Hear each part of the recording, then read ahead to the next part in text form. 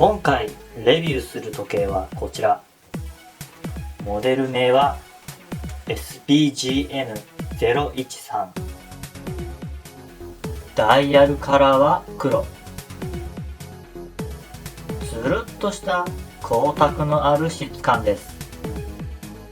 秒針が丸みを帯びていて、どんな角度から見ても見えるようになっています。針の軸の中心に穴が開いていないです。これだけで高級感がありますよね。このモデルは GMT 針がついたモデルです。これを使うことによって違う国の時間を表示することが可能。赤色の GMT 針が文字盤の黒色にマッチしていますね。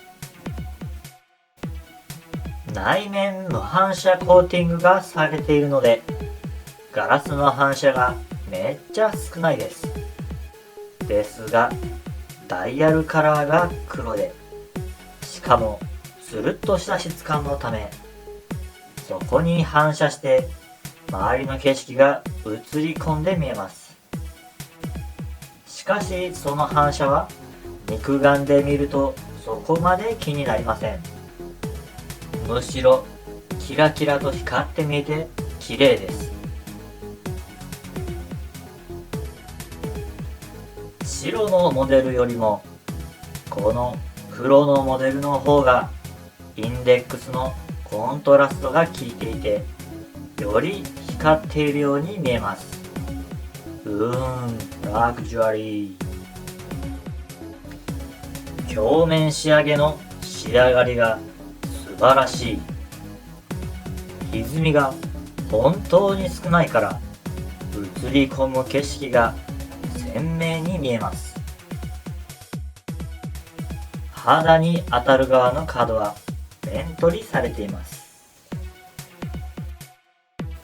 それに対し肌に当たらない部分はまるでナイフのようにエッジが立っています。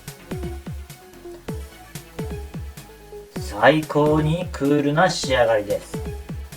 このヘアライン仕上げと鏡のようなポリッシュの組み合わせ、最高です。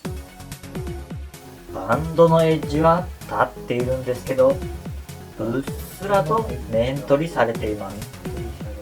高級感を感じる仕上がりです。私の腕周りが 170mm ですが、このような雰囲気になります。ケースの幅は 40mm です。厚みも 12.2mm と薄めです。このモデルのムーブメントは QF シリーズが搭載されています。SPGN011 というこの時計の白色のモデルのレビュー動画で QF シリーズのムーブメントの特徴を紹介しているので、気になる人はぜひチェックしてみてください。いかがでしたか？グランドセイコーの強いこだわりを感じてもらうことはできましたか？このチャンネルではこのように新しい時計のレビュー動画や昔のモデルで私の好きな時計を紹介したりしていきます。もし気になった方はチャンネル登録をして最新の動画をゲットしてください。それではまた次の動画で会いましょう。